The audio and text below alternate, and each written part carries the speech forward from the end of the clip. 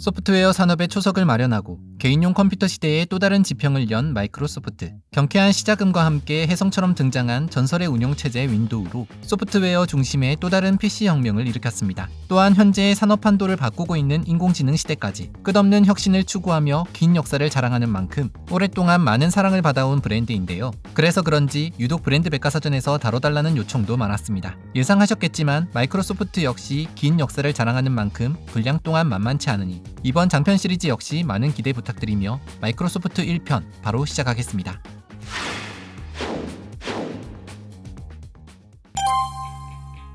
(1955년) 워싱턴주 시애틀에 살던 아버지 윌리엄 게이츠 시니어와 어머니 메리 맥스웰 게이츠 사이에서 한 사내아이가 태어납니다. 그의 이름은 윌리엄 헨리 빌 게이츠 3세. 마이크로소프트 창업자 중 한 명이자 우리가 잘 알고 있는 빌 게이츠입니다. 저명한 변호사였던 아버지와 유나이티드 웨이 오브 아메리카의 첫 여성 이사장을 역임하는 등 미국 전역의 자선활동과 커뮤니티에서 활발했던 어머니 덕분에 어릴 때부터 부유한 환경에서 자라난 빌은 금수저의 삶을 타고났습니다. 유복한 환경과 더불어 명석한 두뇌 덕분에 수학과 과학 분야에서는 일찍부터 신동소리를 들을 만큼 뛰어난 재능을 보였다고 하는데요. 배움에 대한 욕심도 큰 편이라 월드북 백과사전 시리즈를 끝까지 다 읽을 정도로 독서광이기도 했죠. 유명한 위인들의 전기를 읽기 시작한 것도 고작 7살이었다고 합니다. 전형적인 영재 코스란 이런 게 아닐까 싶은데 특이한 점은 빌은 아주 어릴 때부터 포커를 즐겼다고 합니다. 그건 외할머니만의 특급 노하우였다고 하는데요. 두뇌 발달을 위해 빌과 포커 놀이를 자주 했는데 덕분에 빌은 셈에 아주 탁월한 감각을 키울 수 있었죠.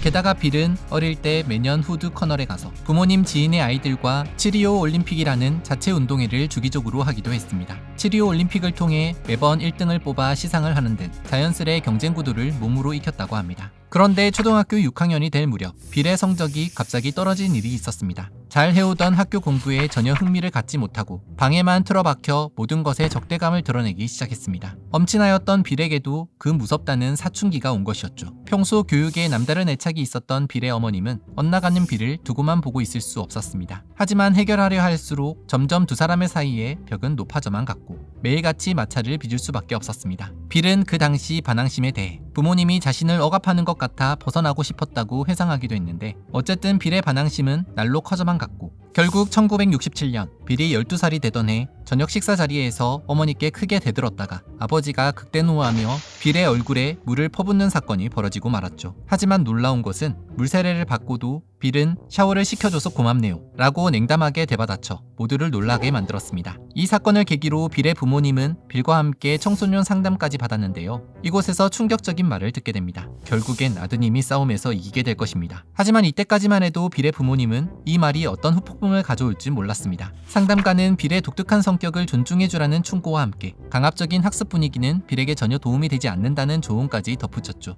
빌의 아버지도 질풍노도의 시기를 겪어봤기에 우선은 전문가의 조언을 따르기로 합니다. 그래서 당시 공립학교에 다니고 있던 빌을 좀 더 자유로운 분위기의 사립학교 레이크사이드에 전학시키게 되죠. 이곳은 중고등학교인데도 불구하고 학비가 하버드 대학보다 무려 3배나 비싼 곳이었습니다. 그런데 이 결정은 점차 엄청난 변화를 불러일으키게 됩니다. 바로 이곳에서 빌이 운명적으로 처음 컴퓨터를 만났기 때문이죠. 당시 미국 전역을 통틀어도 몇백 대가 채 되지 않은 컴퓨터가 레이크사이드에는 있었는데 당시 사교계에서 엄청난 영향력을 미치고 있던 빌의 어머님의 모금 행사 덕분에 레이크사이드 학교에 고가의 컴퓨터를 마련할 수 있었다고 합니다. 어쨌거나 빌은 컴퓨터를 만나고 난 뒤 인생이 180도 바뀌었습니다. 반항심은 온데간데 없이 그날부터 천재 프로그래머의 싹을 틔우기 시작한 것입니다.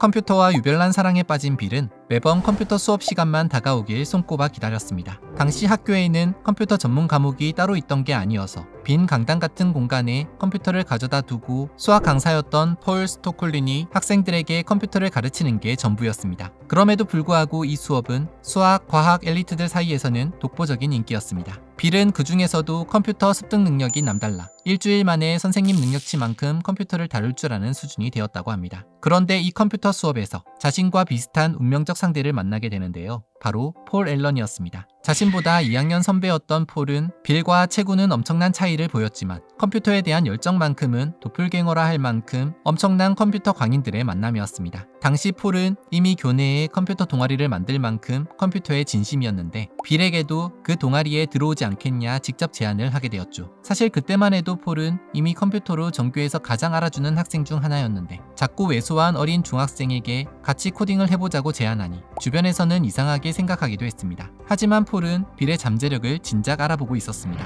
당시 8학년이었던 빌은 주에서 개최한 수학 경시 대회에서 1등을 했는데 이 수학 경시 대회에는 빌보다 학년이 높은 12학년까지 모두 참가한 대회라 레이크사이드에서 빌은 이미 수학 천재로 유명한 학생이었던 것이죠. 프로그래밍에서 수학은 뗄래야 뗄 수 없는 존재인데요. 그렇게 운명적으로 만난 두 컴퓨터 광인은 프로그래밍에 빠지게 됩니다. 그러던 어느 날 빌은 고작 13살밖에 되지 않은 나이에 틱택토라는 컴퓨터 게임을 만들어 선생님은 물론 친구들 모두를 깜짝 놀라게 했습니다. 이때 폴도 많은 도움을 주었다고 합니다. 그렇게 컴퓨터에 흠뻑 빠져 행복한 시간을 가지는 것도 잠시 빌에게는 또 다른 위기가 찾아오게 됩니다. 당시 학교에서 고가의 컴퓨터를 사용할 수 있게 된 것은 어머니 회에서 모금한 자금 덕분이었는데 더 이상 컴퓨터를 계속 사용할 자금이 남아있지 않아 사실상 컴퓨터 사용이 불가능해진 것입니다. 빌은 이 사실을 받아들일 수 없던 나머지 한동안 넋이 나간 채로 학교를 다닐 만큼 큰 시리에 빠지고 말았습니다. 그렇게 컴퓨터와 눈물의 이별을 하나 싶었는데 예기치 못한 기회가 다시 생겼는데요. C큐브사에서 자사 소프트웨어에서 발생하는 버그를 찾아준다면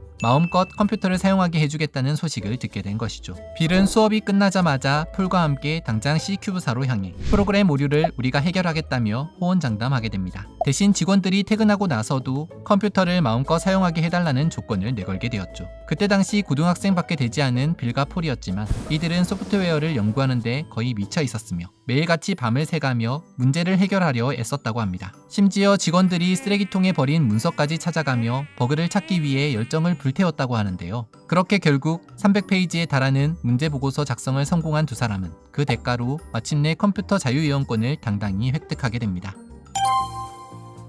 폴과 빌은 컴퓨터를 매개체로 둘도 없는 파트너가 되는데 어느덧 시간은 흘러 폴이 졸업할 시기가 다가왔습니다. 그리고 1971년 폴은 워싱턴 주립대학교에 진학해 수학과 과학 그리고 컴퓨터를 중점적으로 배우며 대학 생활을 시작하게 되는데요. 빌은 아직 고등학생이었지만 지난날 폴과 함께 만들었던 C큐브사의 오류 프로그램 보고서 작성 소문이 퍼지면서 빌과 폴에게는 지속적으로 프로그래밍 요청이 들어오던 시기이기도 했습니다. 그 당시 숙달된 프로그래머들이 전무하던 시기 빌과 폴 같은 컴퓨터 천재들에 대한 소문은 업계에서 더 빨리 돌 수밖에 없었는데요. 그러던 1972년 두 사람은 트래프 데이터라는 실무용 프로그램을 개발했습니다. 이 프로그램은 차량 트래픽 카운터에서 데이터를 수집하여 보고서를 생성하는 시스템으로 완성도는 조금 떨어졌지만 교통 흐름을 관리하는 데 많은 도움을 준 프로그램이었습니다. 이들은 프로그램을 개발한 후 미국 내의 다른 지역은 물론 캐나다의 교통감시 책임기관에 편지까지 써가며 나름 영업을 하게 되는데 상업적으로 큰 성공을 거두지는 못했지만 이 프로그램의 개발로 $20,000라는 첫 수익을 얻었기 때문에 두 사람에게는 의미 있는 작업이기도 했습니다.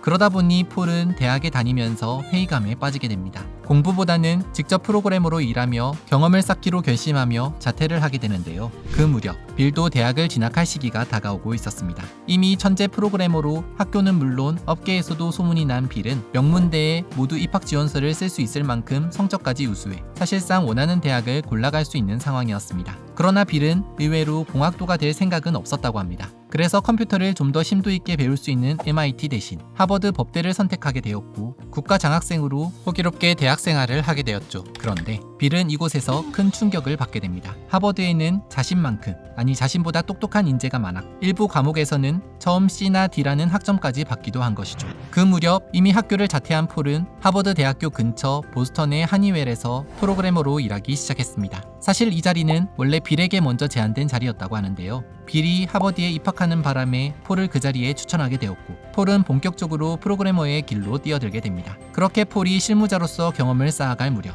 빌은 대학 새내기의 삶을 즐기기 시작합니다. 이 무렵 새로운 친구 스티브 발머를 만나게 되죠. 훗날 빌 게이츠 이후로 2대 마이크로소프트 CEO를 역임하게 되는 바로 그 인물입니다. 어쨌거나 초창기 빌의 하버드 적응기는 꽤 흥미로웠습니다. 학업 성적이 중고등학교 때처럼 올 A는 아니었지만 자유가 생겼기 때문에 매우 만족스러운 학교 생활을 했다고 합니다. 게다가 빌은 당시 브레이크아웃이라는 게임에 빠져 있었는데 이 게임은 스티브 잡스와 스티브 워즈니악이 아타리용으로 만든 게임이었습니다. 훗날 숙명의 라이벌이 될 줄은 꿈에도 모른 채 신나게 게임에 몰두해 있었던 것이죠. 빌이 자유를 만끽하는 사이 1975년 1월 폴은 하버드에 빌을 만나러 갔다가 회사로 돌아오는 길에 우연히 한 잡지를 발견하게 됩니다. 그리고 잡지에 실린 한 사진을 보고 폴은 단번에 자신들의 운명을 바꿀 기회가 눈앞에 닥쳤다는 걸 직감하게 되었는데요. 그 즉시 잡지를 사들고 다시 빌에게 달려가게 됩니다.